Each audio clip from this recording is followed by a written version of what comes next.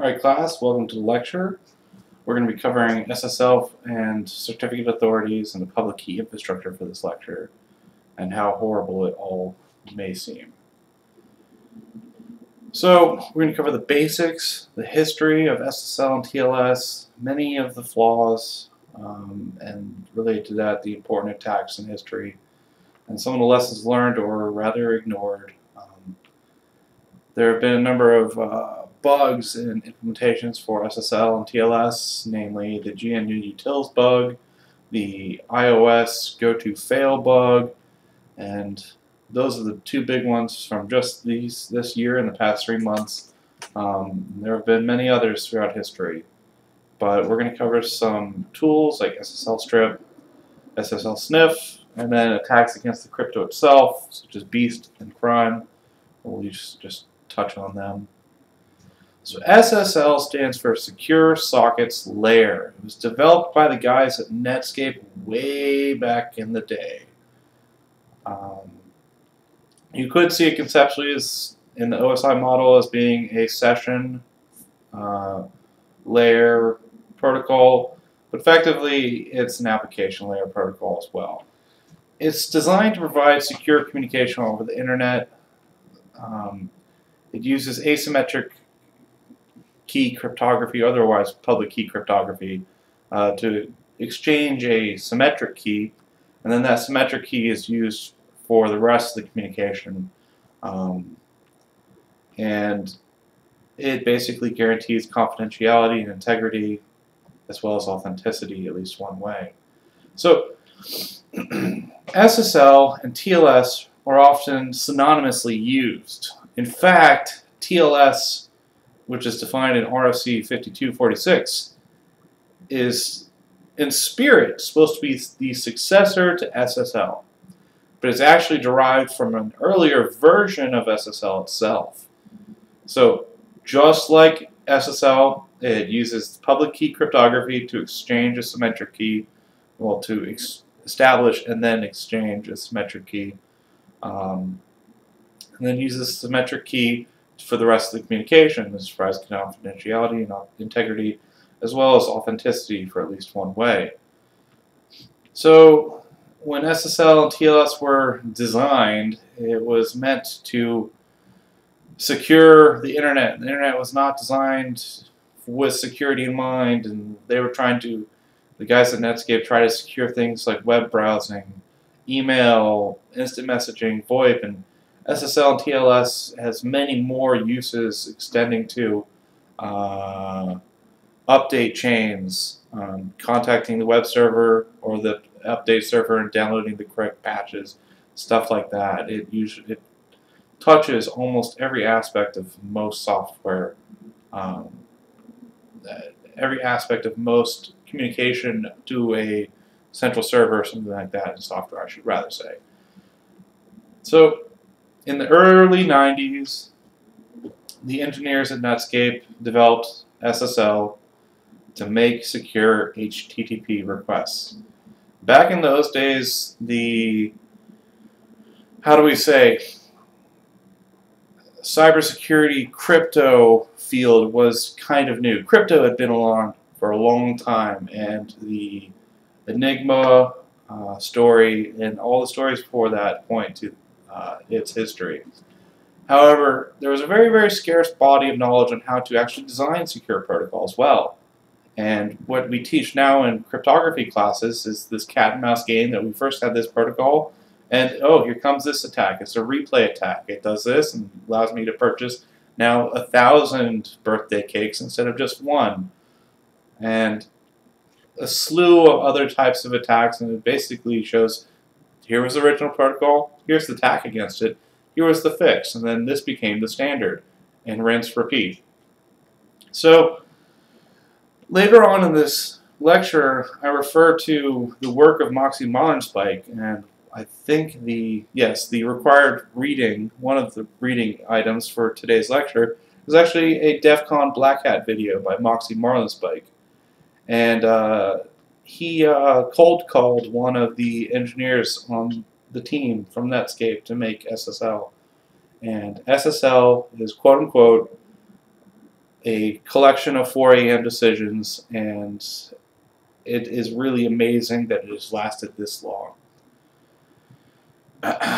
It now faces serious problems with authenticity. There's diminishing trust in the certificate authority structure around the world and how governments can influence it. Hackers are getting much more smarter, and nowadays we know much more about how to secure things. So in the end, what is needed to secure the internet and the communication from clients to servers is something that provides secrecy, integrity, and authenticity. So let's go over what SSL and TLS at a high level do. At first, the client, when he's making initial requests, sends his request and informs the server that this is my SSL version, or these are the versions that I support. Here are my cipher options. Here's other session data to identify me, and etc. And the server responds accordingly with the SSL versions, TLS versions that the server supports, and the cipher options that it supports as well. It also notably provides its own certificate. Now, the client, instead of just trusting the certificate, should go about validating the certificate, trust but verify in a sense. And if he sees a certificate in the list of stored or saved or approved certificates in the browser that either come default with the browser or that the user his or herself approved and said to permanently store this exception, then all is good. Otherwise, if that is not something that can be locally verified, the client has to contact whoever signed the certificate, and which is basically a trusted third party, provided that the trusted third party is something that the client trusts, and then basically recursively validate that chain of trust. If the most immediate person or CA who signed the cert is not trusted by the client will keep going back up in the chain until it finds a trusted root in the certificate chain. So, despite all that, 9 times out of 10, if authentication here fails, a user will be presented a warning saying that there was a problem with the certificate. Would you like to proceed anyways? And they will click yes anyways. That being said, after this point, and if the authentication succeeds of the server certificate from the client, they will basically, using the public-private key of the server and whatever cert provided by the browser, usually some default thing by the client, will use asymmetric key cryptography to basically perform Diffie-Hellman or something like that to establish a symmetric key. And the thing that's important here is that they use asymmetric key encryption or public key crypto to establish this symmetric key, which comes next. So at that point, the symmetric key for the rest of the communication has been established. The client sends a message saying, begin encrypted session, and this is all going to be encapsulated in the public key crypto. So all of this is not visible to an attacker. And at this point, they abandon the public key crypto and proceed solely with the symmetric key crypto for the rest of the session. So the reason for doing all of this is that it provides perfect forward secrecy, and that's a phenomenon that's taught in most crypto classes. In essence, that you cannot view this communication unless you break this. So in order to break this communication, you first have to break the asymmetric key crypto that is used to set up the symmetric key. Then you have to break the symmetric key symmetric key algorithm that establishes the symmetric key to even break this encryption. So if you break the private public key of the server, you're able to spy on all the communication. However, you still have to break the session key or the shared symmetric key for each session. Hence, the term perfect forward secrecy means that even if you do break this layer of crypto, you don't break all the ones at this point and also going forward. So when when a client uses certificate info to authenticate a server, it'll go to a certificate authority, and the authority will look at the cert that the client says, hey, this is what I got, and it will decide either that this key belongs to the server or it doesn't, provided that the browser trusts the CA to even go to the CA somewhere in that chain. And it's important to note that this is the 10,000 foot view of SSL and TLS, and the implementation details can definitely vary. And they definitely vary over versions of applications, versions of SSL and crypto libraries, and I guess another thing to note is that this validation is not done on the server side. The server doesn't care about the certificate of the client. If the server had to cache or store the certificate for every single client, just imagine the cost that would be for Google, the cost that would be for Amazon and every other website.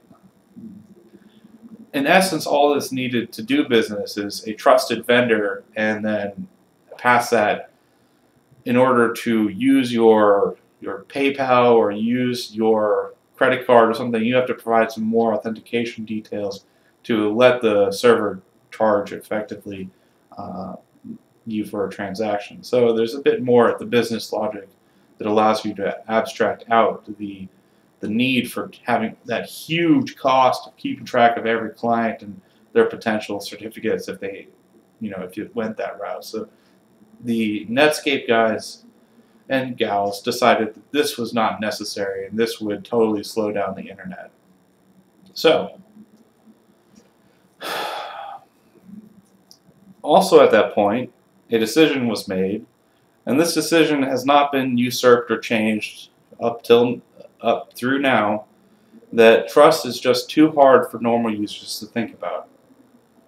So the browsers collectively decide the trust for you, and it should be noted that the certs that ship with your browser when you download it, usually for free, are the same regardless of where you're from, where in the world you are, what country you're in. You're going to have default certificates that allow you to have the same user experience as anyone else around the world. So as of last year, I haven't updated this slide since, that on average, root certificate authorities wise, browsers usually ship trusting 40 root CAs and trust about 25 intermediate CAs. And this is coming from Google Chrome. And then also, as I said, users can and usually will add their certificates for websites that they really want to go to.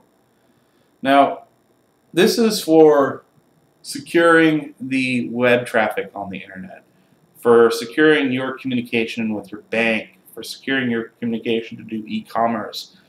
I don't know 40 people that I trust with information, to hand courier my identifying information, my personal information, and my credentials to do a transaction all the way to the bank and back. I don't physically know 40 people that I would trust with that information to do physically. But the browsers decided that, this is just too hard for normal users to think about, so this was the way it was decided to be done.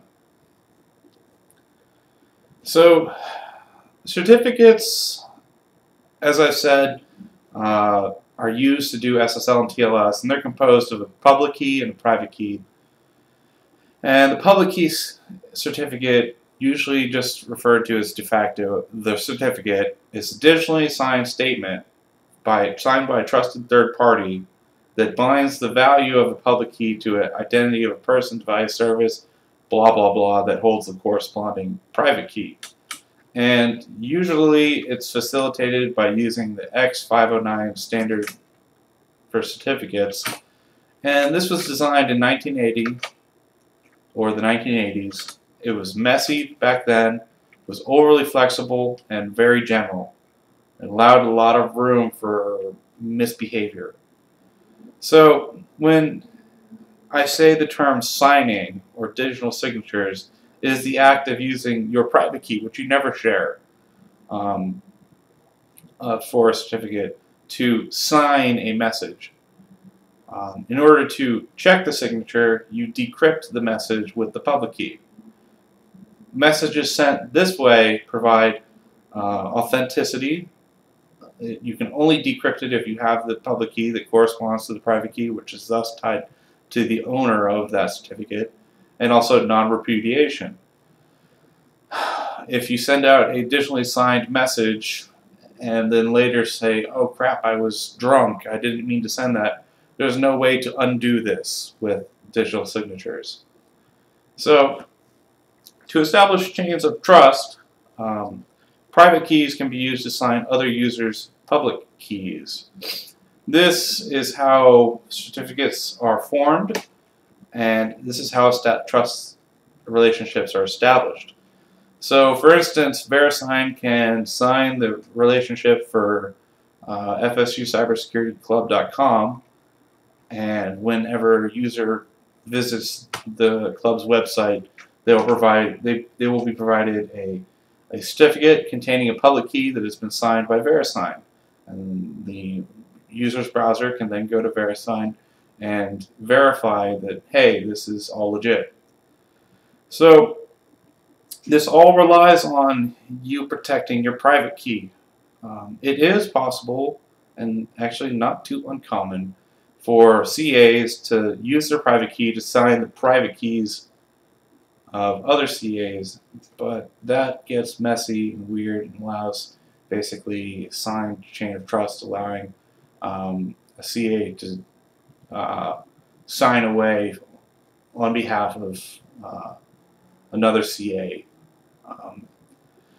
So the aforementioned public key infrastructure is really just a set of servers, people, policies, hardware, and procedures, policy, the same thing, to manage the creation, management, distribution, the revocation and blacklisting, the use, and finally the storage of certificates. For what we'll say later in this lecture about the bad things about SSL and how it's all played out, certificate blacklists do exist. They do work. Browsers do check them, usually automatically, but we've seen bugs in the implementations of, for instance, GNU utils, where it doesn't really check them all the time, and if you craft it just right, it just accepts it anyways. So that being said, the basic architecture of public key infrastructure revolves around a certificate authority, which works with two other authorities, the validation authority and the registration authority, to make this whole system work. So the certificate authority is responsible for binding the public key with the respective user who's applying for it identity. So users must be unique.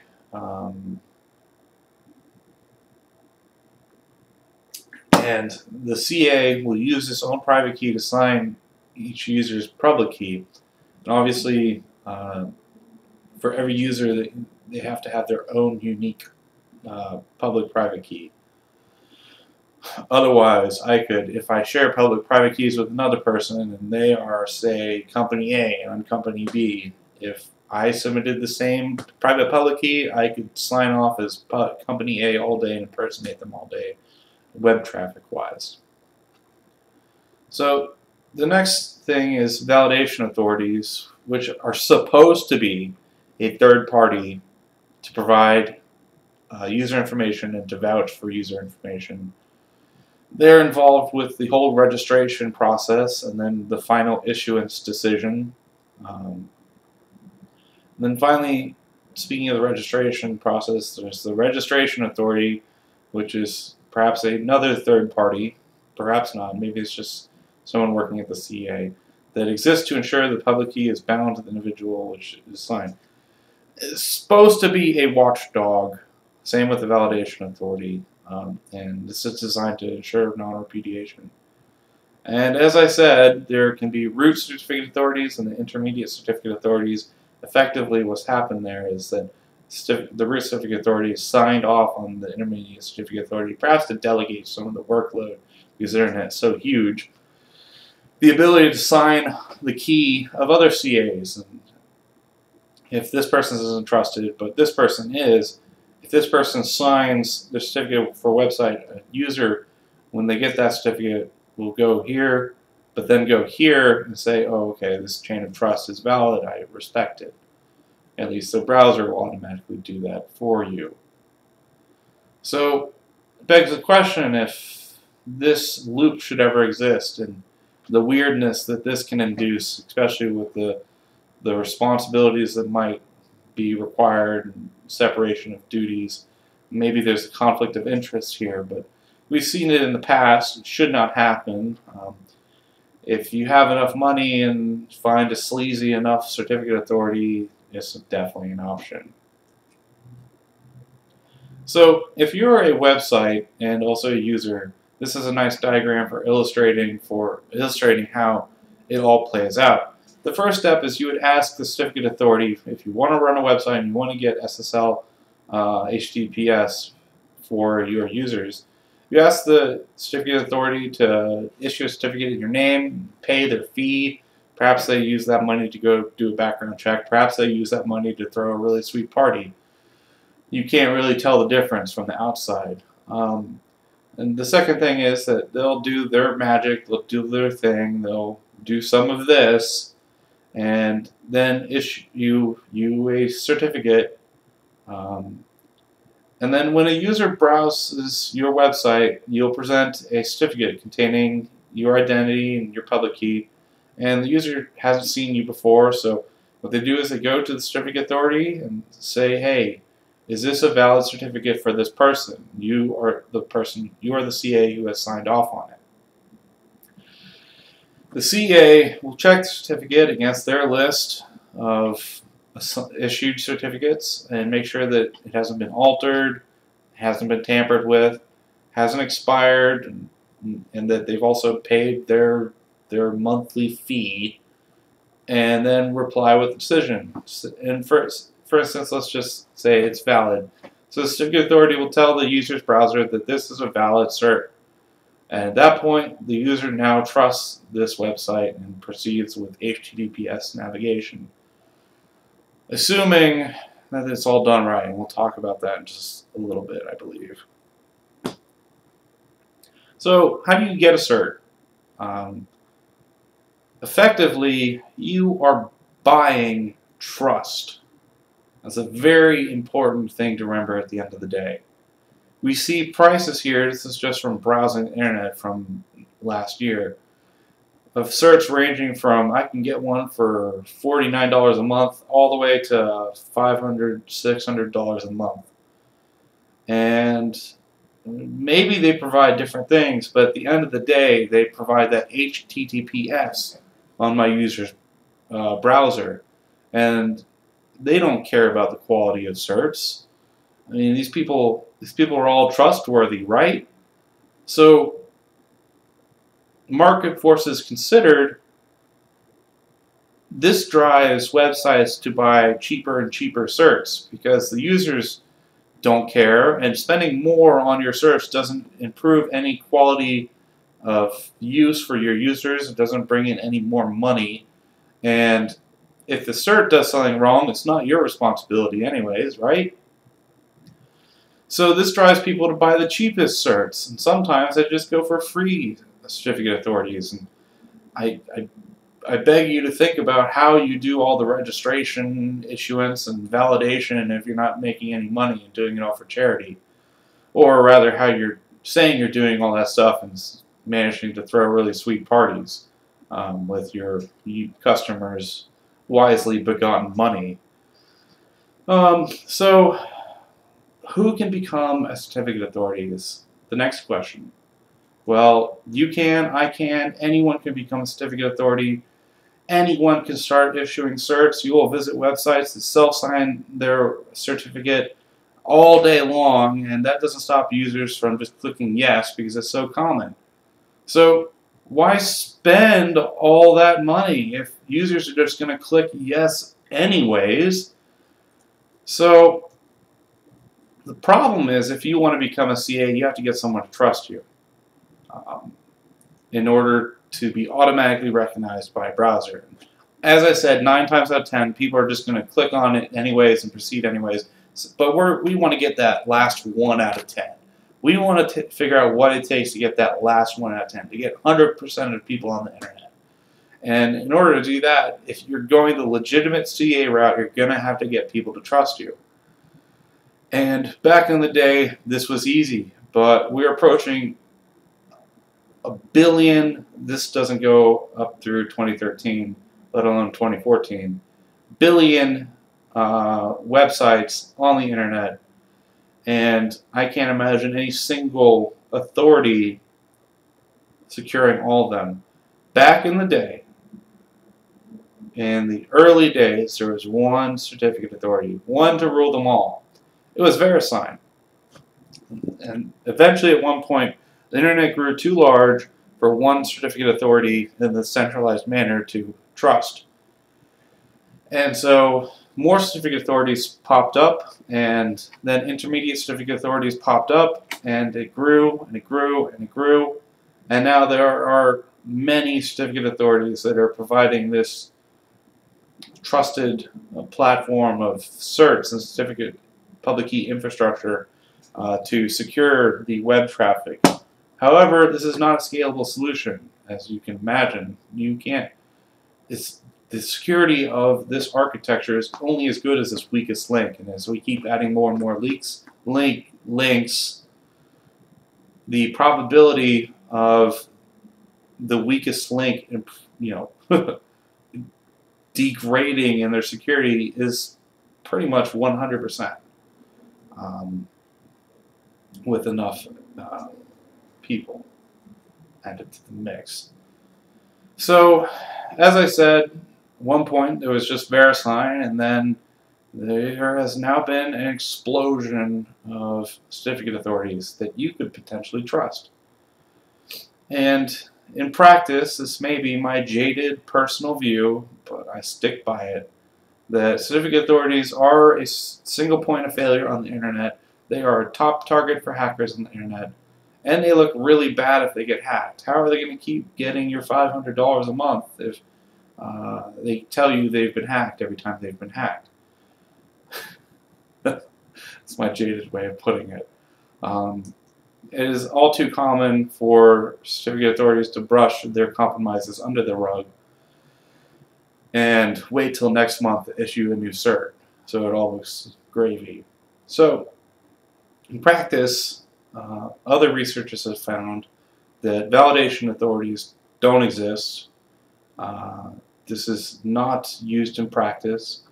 As long as your paycheck clears, you get a cert usually, as long as you haven't been involved in some blacklisted activities. And it's really just issuance, missuance, and registration.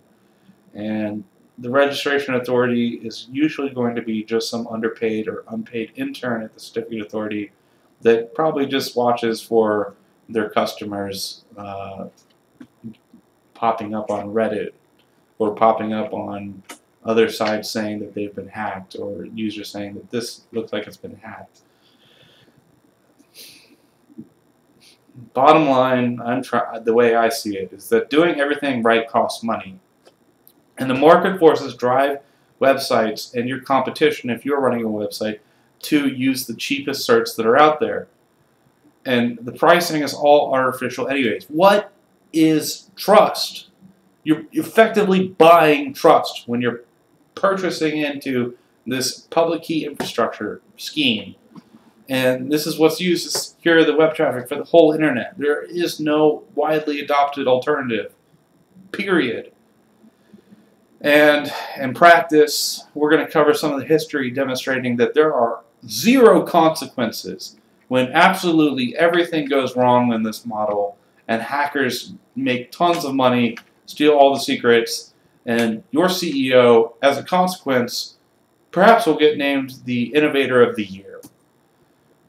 So, before we go into that spiel, let's cover some timeline that in the 80s, that's when the X509 certificate was designed, the standard for it. And ever since, there have been a long history of implementation vulnerabilities outside of just SSL and TLS. It's important to note that the X509 certificate has uses outside of SSL and TLS. In the 90s, SSL was conceived by the Netscape group, and it was largely a hand wave, to quote, or rather to paraphrase the required reading later on. So, in 2009, there were 3 major vulnerabilities that affected the entire world just due to C certificate authority mistakes. And one of them, I believe, was that they just put their private key in their public HTML directory, which was completely accessible to the entire world. And there is a body of work and body of people investigating CA shenanigans involving governments, involving shady deals, and involving other things. And we're going to peruse SSL Observatory in a little bit. Actually, we're going to do it now. So, this map provided by the EFF, the Electronic Frontier Foundation, is a map of about 700 certificate authorities that, by default, between Microsoft browsers and Mozilla browsers, i.e. Internet Explorer and Firefox, trust out of the box. It's a big giant mess. And let's zoom in to find some good ones. There is CyberTrust Japan, and if I name a certificate authority, it's not necessarily targeting them as anything particular, just reading them out. Obviously, there's Microsoft Root Certificate Authority, there's GoDaddy, there's a whole network called the User Trust Network, there's CNNIC, which is one of the largest in the world, I believe signs for almost everything in China.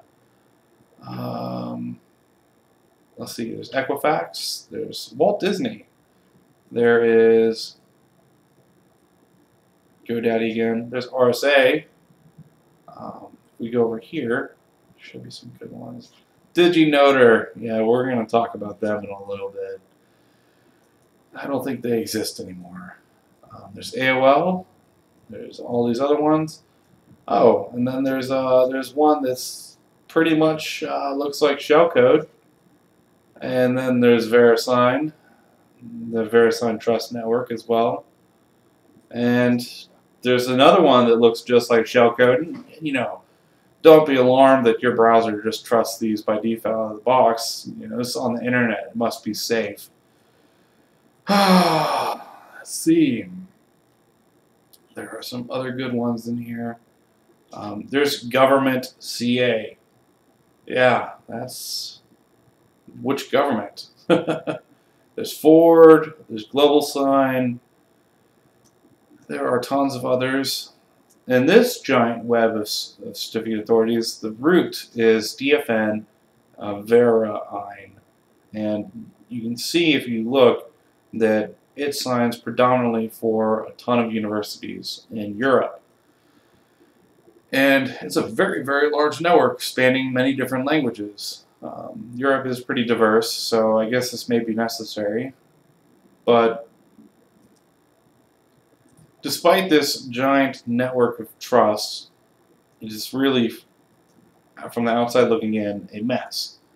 And despite how it's been architected, you have to take it with a grain of salt, because at the end of the day, your users are still likely to just click through despite what the certificate warning says. So think about that. Going back to this giant map,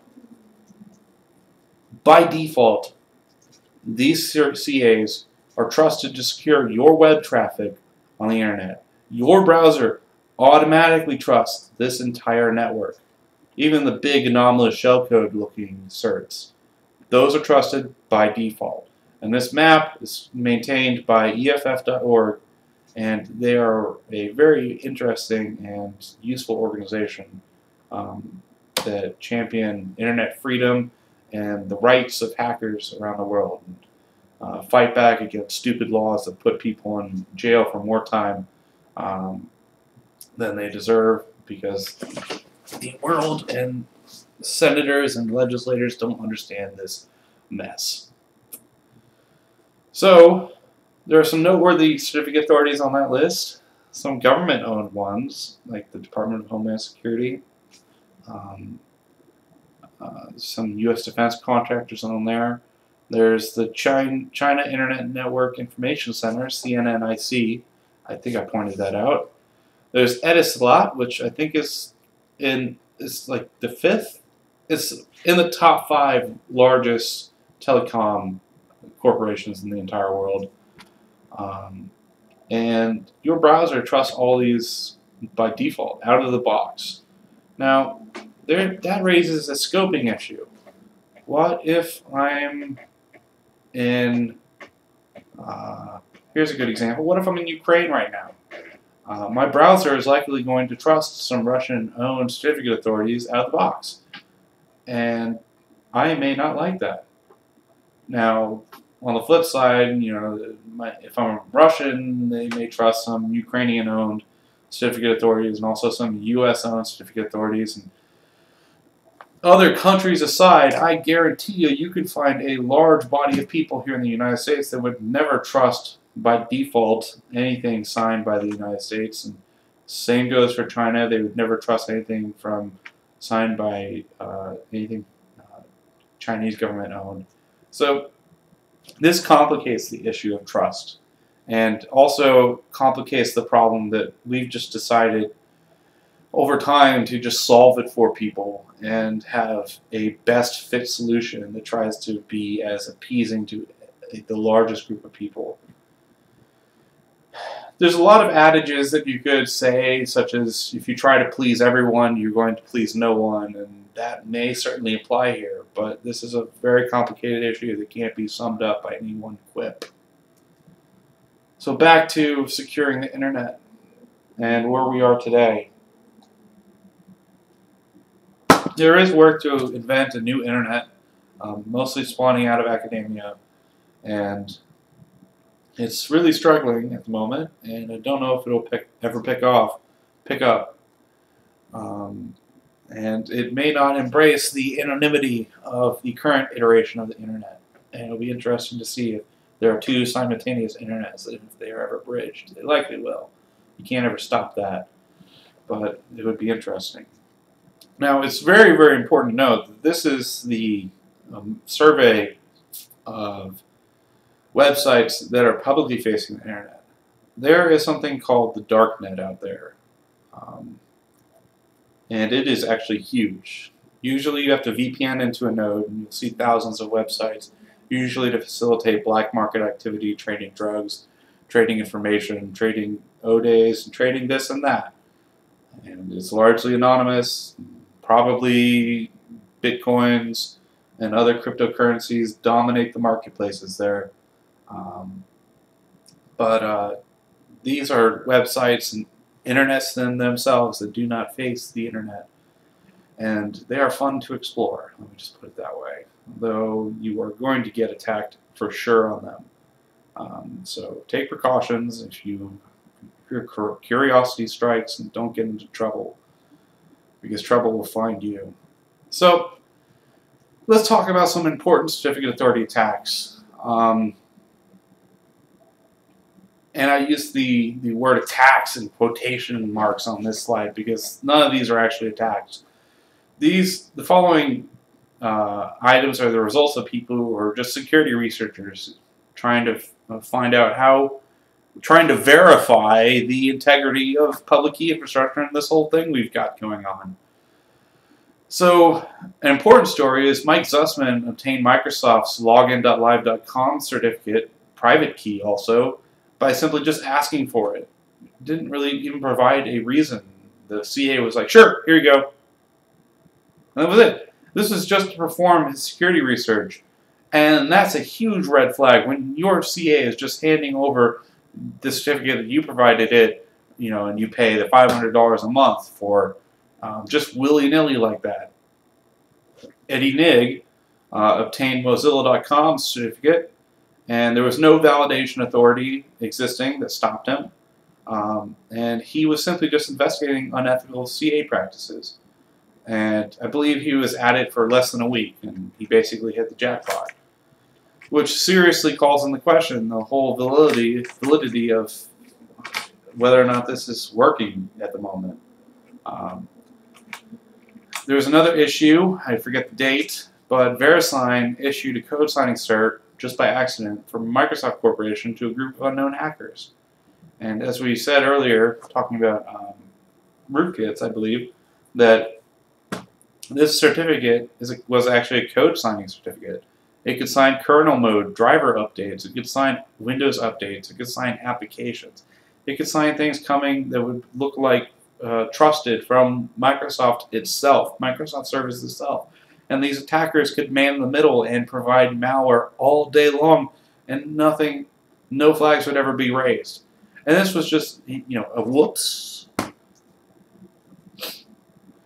And these were just the actions of unsophisticated attackers. And whenever you talk about sophistication of attackers, it always scales up to APT, and that's when people get nervous talking about this word cyber and capabilities. And it's scary to realize how much damage a few people could do when they don't put in any effort to do it, and the whole system just completely collapses. Imagine what the big dogs could do. For corporate espionage, to terrorism, to state stuff, yeah, etc. So, this is another attack. It's not really against certificate authority. So this slide is out of place. I'm not trying to pick on RSA, but it's an event that affected a vast majority of the internet. That's the scale of attacks and impact that we're talking about, so that's the only reason I included it on this lecture. So, in 2010, RSA's Secure ID program was compromised, and their key fobs all had to be recalled. And basically, this attack impacted about 760 companies. It affected 20% of the Fortune 100 list, many more in the Fortune 500. And if you want to read more about it, you can read it here. Comodo, however, is the first big CA attack that we're going to talk about.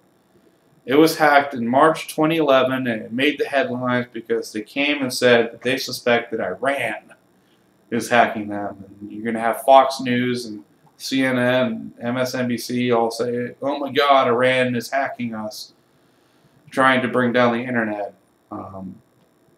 But they actually did get some serious information on the attacker. The attacker was sloppy, and they tracked it back to an IP address in Iran, and also tracked it back to lat-long coordinates for GPS, and the attacker was successful. The attacker compromised Comodo and made off with signing certs for mail.google.com, google.com, login.yahoo, login.skype, adams.mozilla, login.live, and I just want to make you wonder if the attacker hadn't been so sloppy, if this would have ever been found out. Because the only reason I'm talking about this is the drama. Immediately after they detected the attack, however long that took them to detect, sometimes it's months, sometimes it's years. If they're lucky, sometimes it's a day. Maybe sometimes, if they have good IR people, good sysadmins, they can detect it in real time. So immediately after they detected the attack, the CEO issued the following statement. This attack was extremely sophisticated and critically executed. It was very well orchestrated, a very clinical attack, and the attacker knew exactly what they needed to do and how fast they had to operate. And at the same time, in the same statement, the CEO claimed that all of the IP addresses in the attack were from Iran. And this sparked a whole debate at the time on cyber warfare and APTs and cyber this, cyber that. And he concluded saying the following, that all of the above leads us to one conclusion only, that this was a state-driven attack. And the citations for these quotes can all be found in this URL.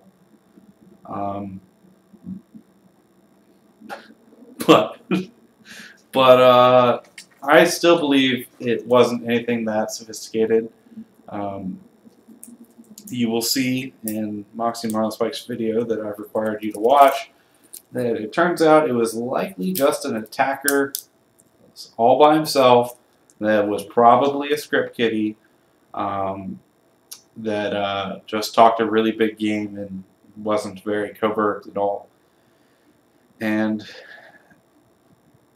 that is a very large juxtaposition to a state-funded Iranian cyber warfare attack.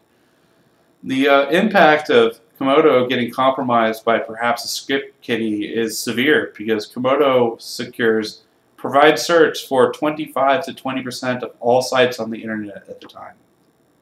Now, either way, they were hacked. And there should have been compromises, right?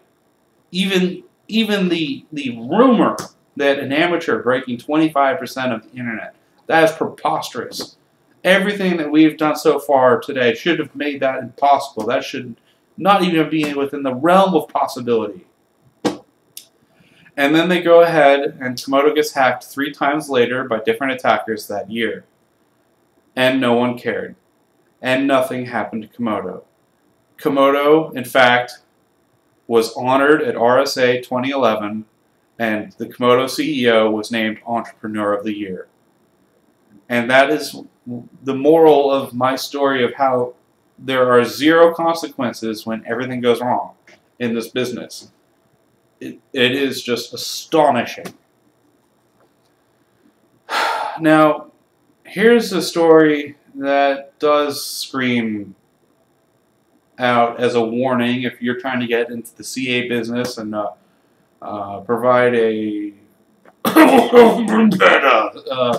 service to people.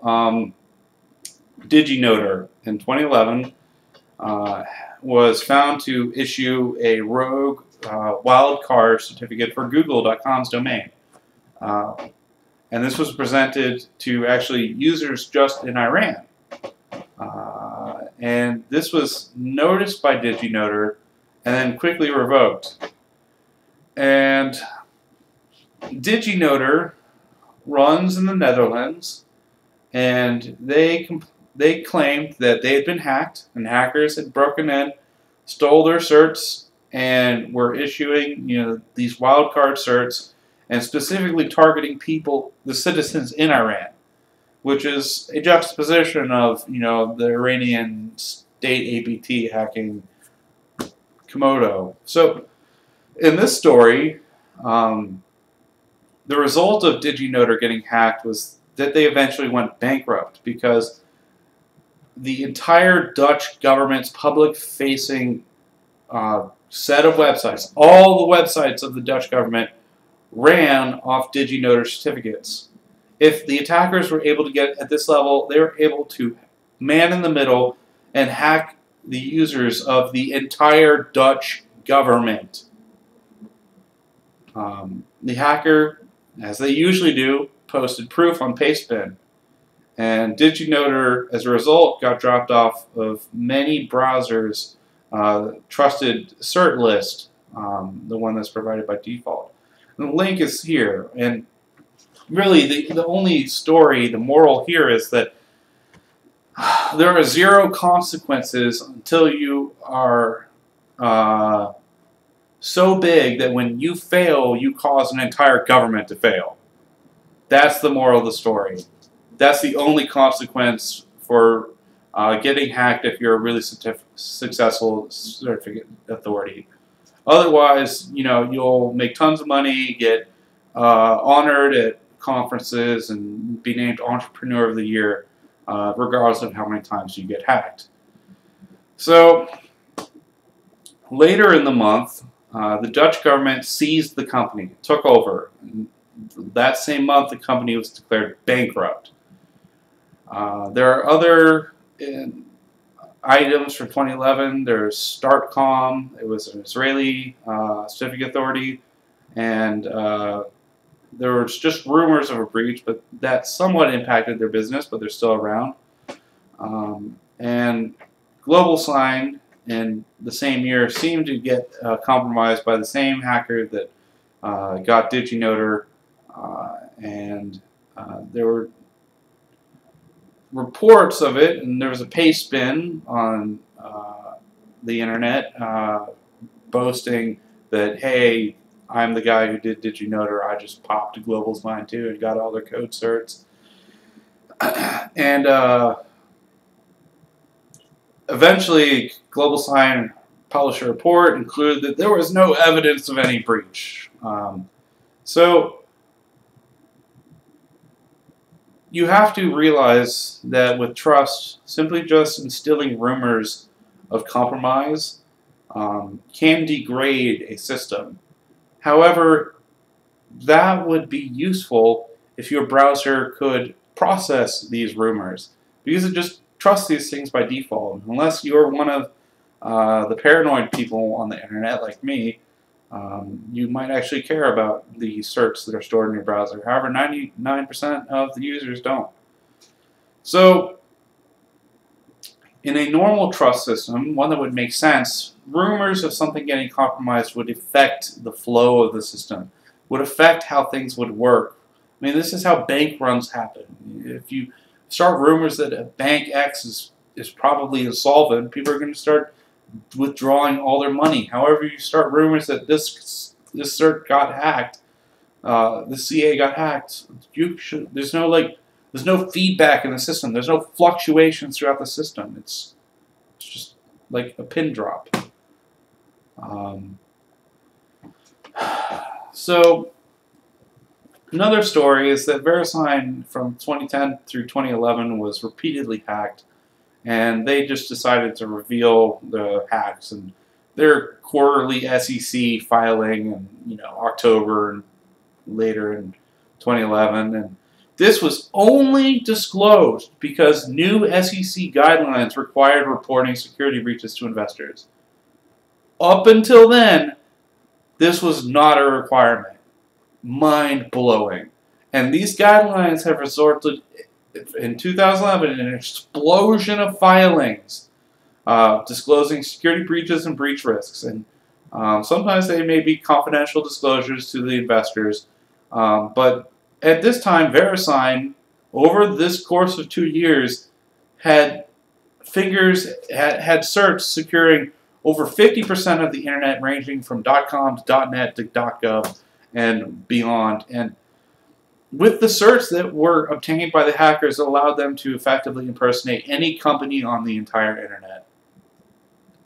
Period. And to this day, they're not sure as to the extent of the hack, if it went back further or still going on or what, but they've clearly revoked the certs that they had and established a new key, and so that cuts off the ability of the attackers to keep doing damage as long as the browsers of the users are checking the blacklist properly. So the report also implied that it was a result of a nation-state attack, which makes, I guess, investors feel a little better that they weren't knocked over by a script kiddie, but who knows? So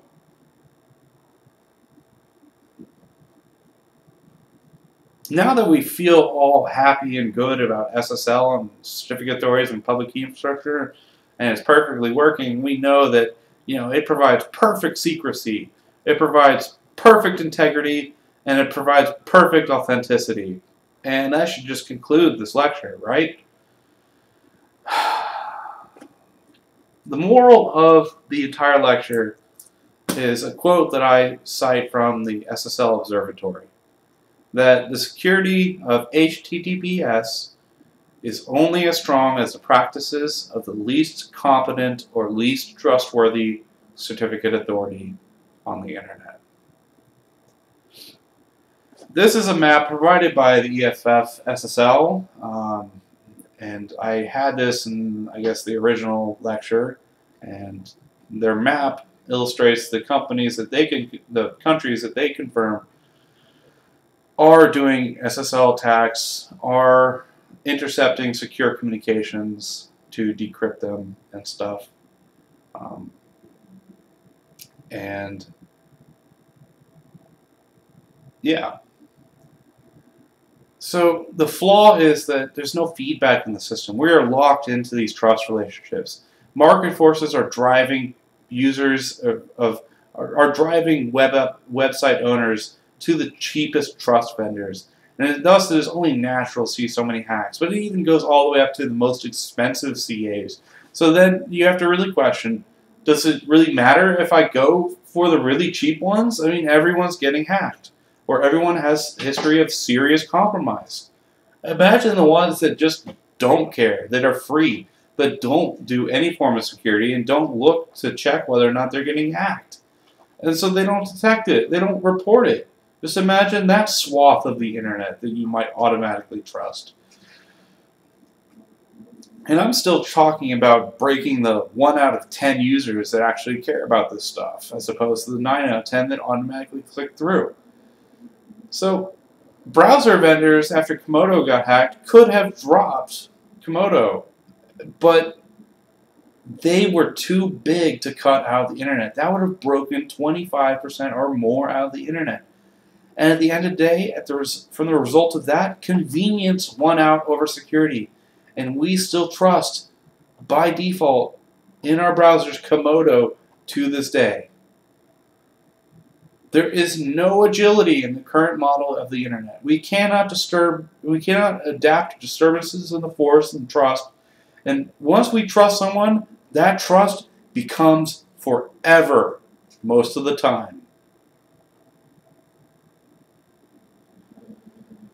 I don't know how best to defend against this broken system. There is an interesting article out of NIST detailing how to posture your organization against the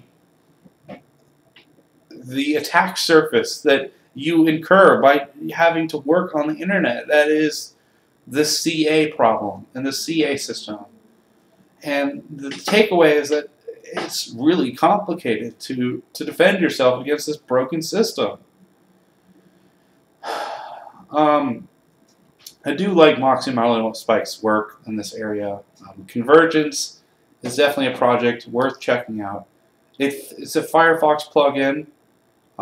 It is absolutely worth watching the DEF CON Black Hat video on it. And it focuses instead on certificate authorities and trusted third parties and this centralized approach on more of a decentralized approach through trust agility, so that once we trust people, we don't trust them forever. We're not locked into this system that is just destined to decay. It's actually really simple to use, and it does work. And it is a viable alternative to the current system. I don't know how far they are in their efforts to adapt it to Chrome and Internet Explorer, but it is working right now as a Firefox plugin.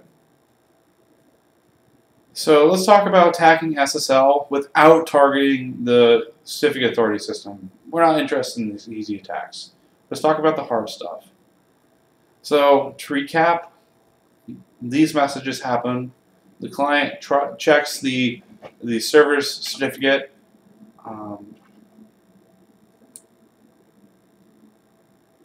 The symmetric key is established over public key crypto. And finally, the session key is used to do the rest of the communication. So there are some tools out there, and there are some crypto attacks. SSL Strip was put out by Moxie Marlinspike. There are other SSL attack tools, but these are the ones that I prefer. SSL Strip uses basic ARP poisoning to man the middle an unwitting attacker, such as one at a public Wi-Fi hotspot, and you basically downgrade all the traffic to HTTP if the website allows it. There is a defense against that, and we're going to talk about it. Then there's SSL Sniff. And this would be used by all those attackers that once they've hacked a CA and obtained a certificate or certs for target websites, they can eavesdrop on all SSL and TLS traffic going to that website. And it's just effectively a tool that performs decryption for you if you give it the key. Then there are Beast and Crime, and then there's lastly the slew of SSL bugs that have come out, both recently and over time, like Linux's GNU utils bug, which is very serious, and then the iOS GoToFail bug. So to do an SSL strip attack, you first have to ARP spoof the victim, so you have to be on the same network. You will then impersonate the gateway and convince the user to send all the traffic through you. That allows you to intercept the traffic. So effectively what you do is very simple. You replace all HTTPS with HTTP requests, just to downgrade it. And if the website allows it and the user's dumb, the attack will work. There's a tutorial on it. It's very simple. It's a 2-minute video. I suggest you watch it. In order to defeat this attack, your website should run strict transport security. This means SSL on all pages. The majority of the internet does not do this, and this is sheerly because of incompetence. I say again, it is because of incompetence. If your engineers at your company tell you that we can't do SSL on all pages because it will slow down our website for our users, and any lag for our users will simply just drive them away, because the winning websites on the internet are usually the fastest. There's a click-away time that is well studied, that users, if they don't see the results on their web page in a certain amount of time, they're just going to move on to a different activity or a different website. That is true.